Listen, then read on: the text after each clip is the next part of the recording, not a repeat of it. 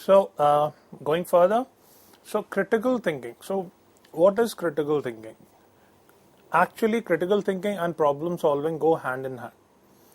You need critical thinking in analyzing. So first, observing, analyzing, probing, assimilating all different situations, understanding all the different angles to the same situation. That is how you become a good problem solver. If you are a good problem solver, it naturally means that you are a good thinker, you are a critical thinker. So again, organizations definitely look into that. They give you simulation exercises, they give you different situations during the interviews, and then you are actually supposed to give different solutions, at least 2 to 3 solutions to them, right? Employability skills, a big question. Are you employable? So you need to ask yourselves that, are you employable? How can you actually understand whether or not you are employable? Go straight to LinkedIn, go straight to Naukri.com, go straight to any of these job portals. Understand their job descriptions that they've given, and then compare your CV and try and understand whether or not you have those skill sets, whether or not you are having those non-technical skills, and are you really employable? You'll get your answer. Whether and if there is a gap, then it's very easy and very simple. Kindly cover those skill sets, kindly do those certifications. Interview etiquette. Interview etiquette, very, very important. You need to, how you enter, how you sit on the chair, how you interact with the interviewers, whether or not to speak, whether or not to speak, when to speak, how to speak. It's a huge game. It's a huge ball game. And when and where, which particular question and how it is to be attempted to, everything goes into this one particular subcategory, which in itself is a huge thesis, huge research. Career management. So soft skills is not about getting through one interview. Soft skills these days is a huge environment in itself, which defines and describes your own career flow. You need to manage it. You need to manage all those certifications. You need to invest on yourself. So how to do that is what we talk of in the career management section. Going further, so intercultural fluency.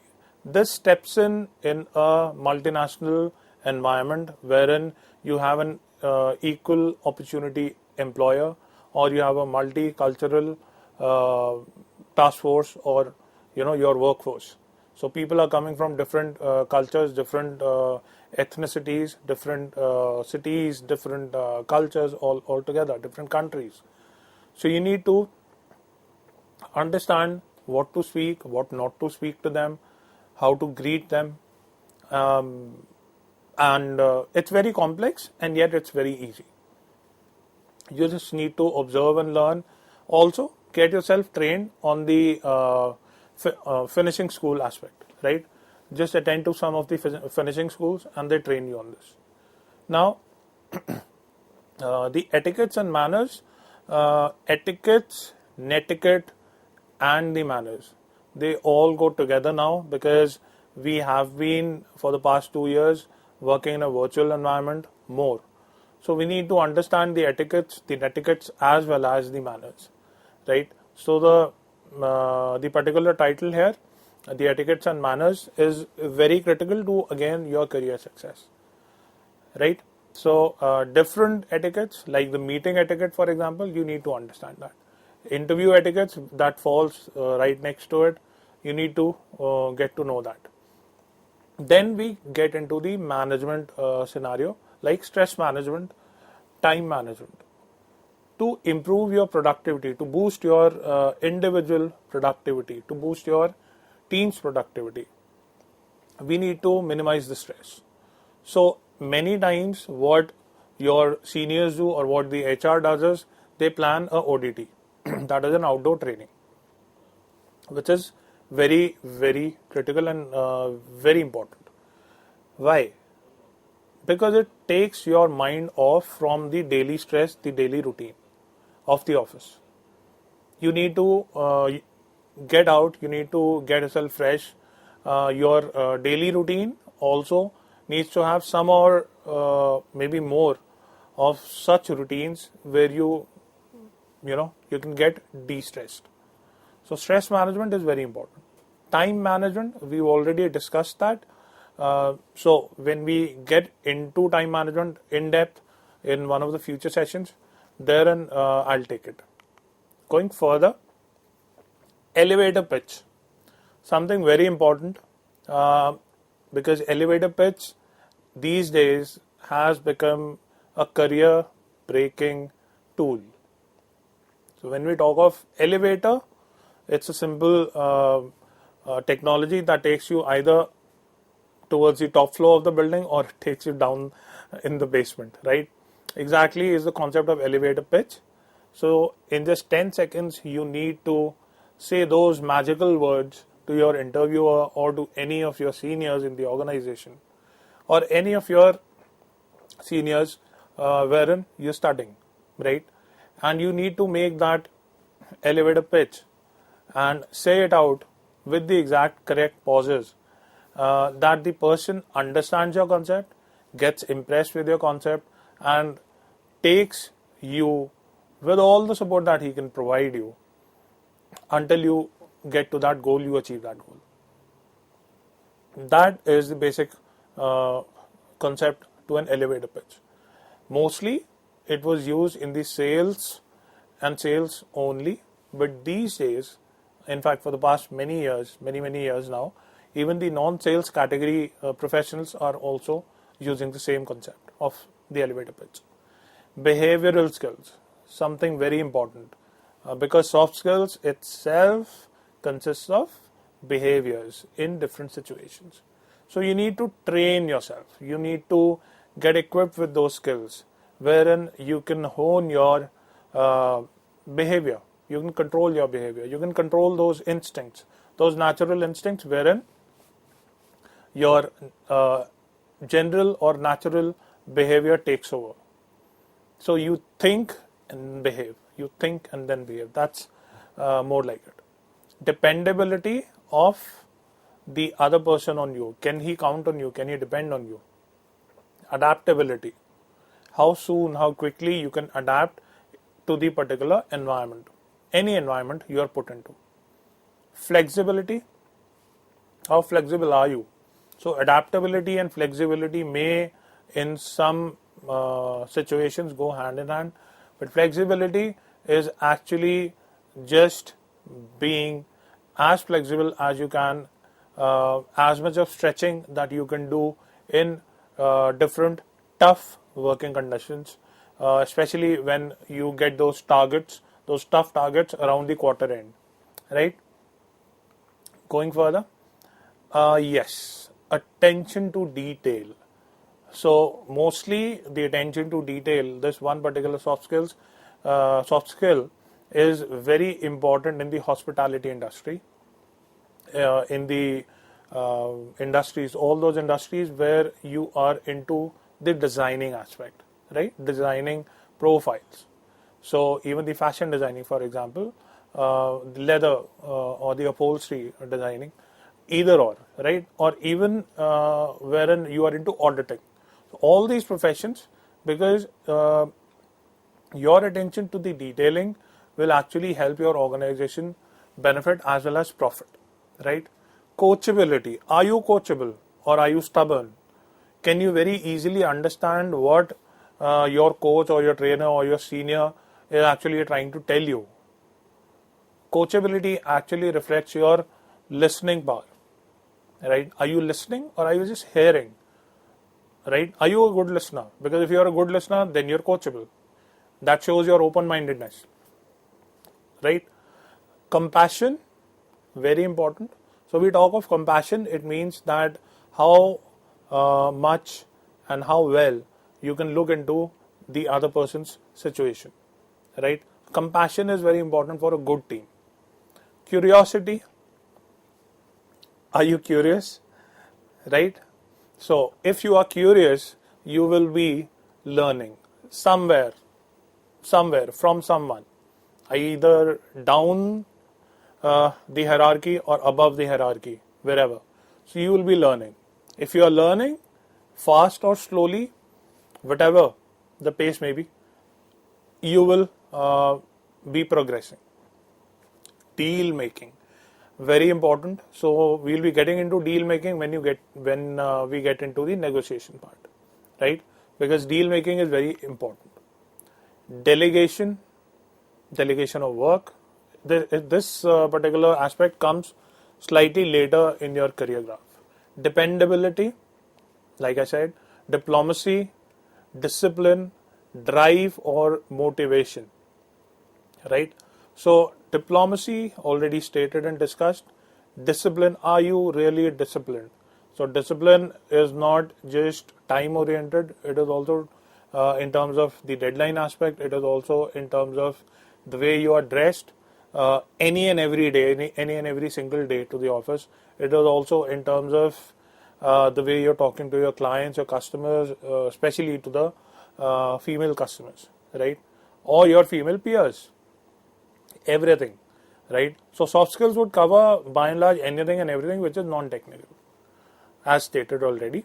The drive, are you really motivated? Do you have that fire in you? Like we all say, right? So if we are motivated enough, definitely the career graph goes topside. Further, enthusiasm. So some people confuse motivation with enthusiasm. Enthusiasm can be for anything. Enthusiastic for learning, enthusiastic for doing a task, right? So do you have that enthusiasm? Do you have the enthusiasm to enjoy, right? Ethics. So work ethics and ethics, different subset. So ethics clearly involve your personal ethics as well, right? So when we are talking of ethics, we definitely mean the exact set of principles that you get through your family culture as well. Mind you, any and every fresher, your ethics are tested well by your immediate recruiters, right? Experimentation, yes, you are put into different profiles. You are asked to do different tasks, different works, different situations are given to you in the workplace during a training period, and you're supposed to, experiment with different situations and give results. Honesty, yes, you have to be honest in the best possible manner towards your work and towards the personal set of ethics, like I said. Humility, yes, of course. We need to be very rooted and we need to be very much, comfort others, right, in all possible situations, especially people who stand below us or people who are working below us, right? Further, independence, yes, you need to give out freedom and you need to get freedom. So independence can be in terms of working with others or making others work with you, right? Both ways. Influence, again the same way. Influence others as well as be influenced. So mostly in a negative scenario, you need to convince others, right? So you need to influence other people. Mediation, so very important and more like the subset of negotiation, but had to put it separately here. So mediation is very important, especially in a conflict scenario. Meets deadlines, I think says itself for what it is. Mentoring. So mentoring, of course, you mentoring others. So mentoring takes quite a long time, good 7 to 8 years, and then you actually, at times even 10 years, wherein you actually get to the level of a mentor, you become deserving enough to qualify for this. Now, so just in detail a few of the soft skills. So effective communication skills will be helpful through the interview process. It will help you through the interview process and in your career as well. It is actually the ability to communicate, and it involves knowing how you should speak to others in different situations or settings, just as discussed, right? So, for example, when working with a team on a project, you may need to communicate when you believe that an idea or process is ineffective. So, just beware that the person whose idea this originally was will definitely object to it. So, you need to, and you have to understand as to how to tactfully and skillfully disagree and put your point through, right? So that no conflict arises. And this is an important skill that actually employers value a lot. Going further, so these are some of the related communication skills. Active listening, this in itself is a huge area of expertise. So we'll work on this in a future session.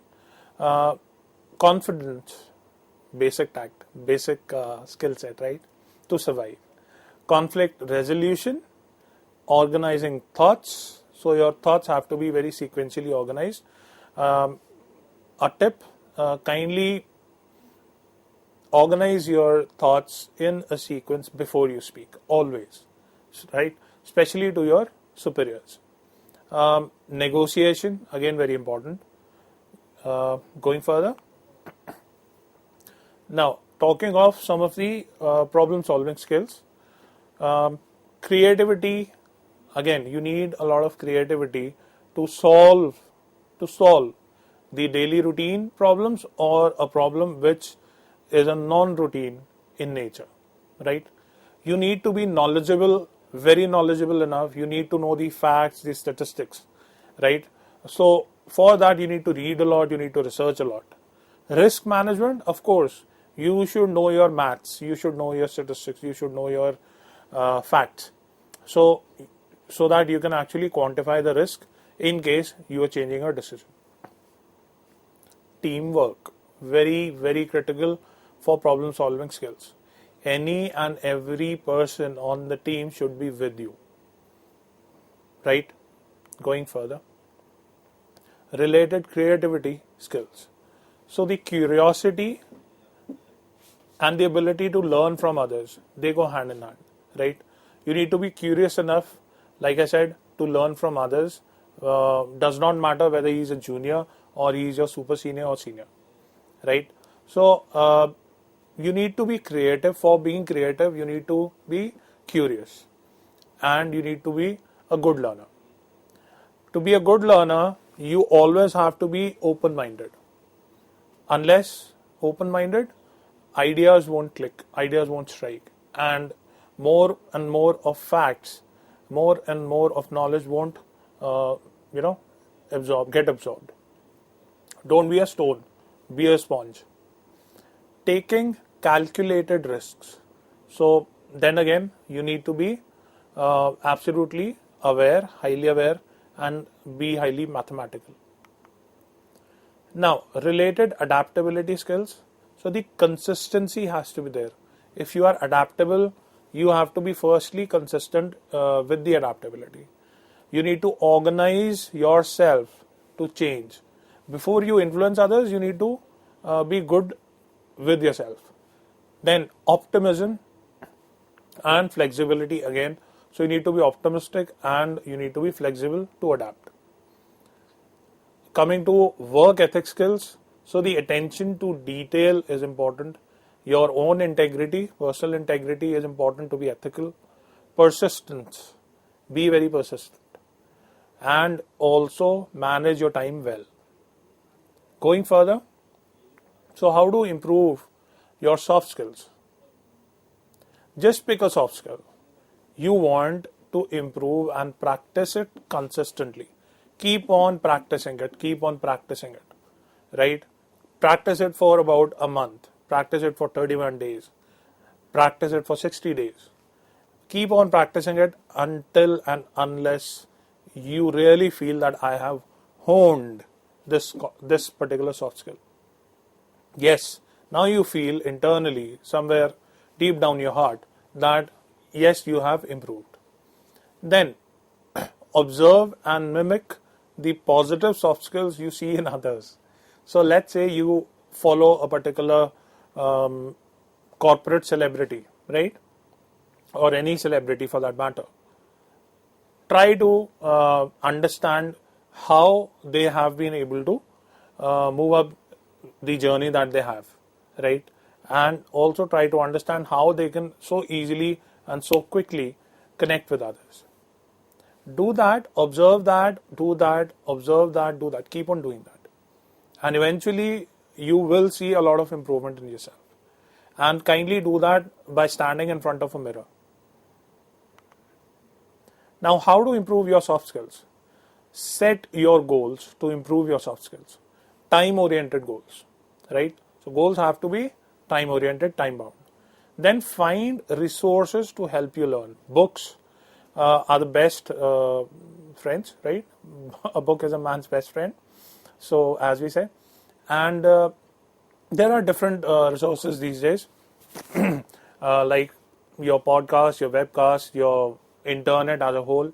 So all these resources will actually help you learn and improve your soft skills. So some of the most valued soft skills: you being focused, having a good common sense, situational awareness, enthusiasm and optimism, empathy, confidence, time management, self-management skills, being friendly to others and having manners, ambition. So all these will actually create a very good and a very positive career graph throughout, and make you a better you, which is more important. Now, just one question from me to you. Why do they matter? Why do these soft skills matter so much in your professional life? Let's just see. So the relevance goes that managers and leaders are actually validating the impact of soft skills at work. And they really have shared some facts with us, which we'll see. So research validates strong reasons for soft skills, and they can't be overlooked. So what do the corporates say? 77% of employers believe that soft skills are equally important as compared to hard skills in the workplace. This is said by the Career Builder.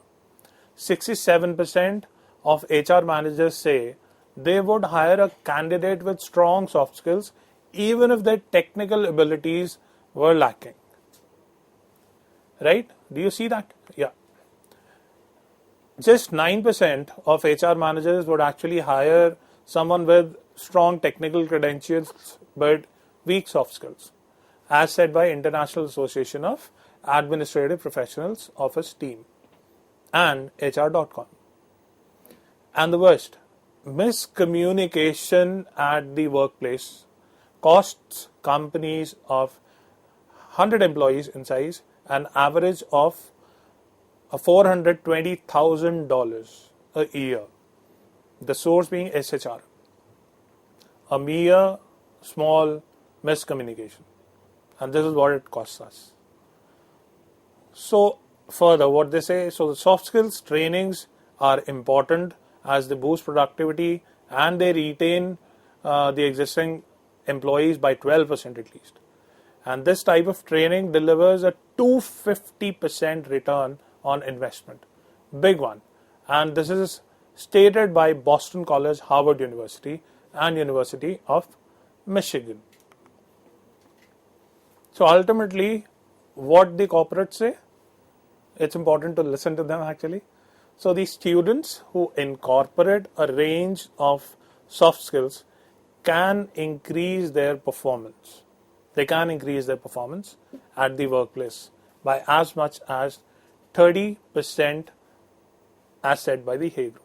So if you are, and if you really want to get into that 30%, if you really want to get into all those MNCs and get big packages, higher packages, if you want to, progress faster than your competitors, if you want to progress faster than your peer students, all those ifs. If you really want to if you really want to be what you are not right now, if you want to really be the better version of yourselves, then kindly keep working on your soft skills, day on day, hour on hour, minute by minute.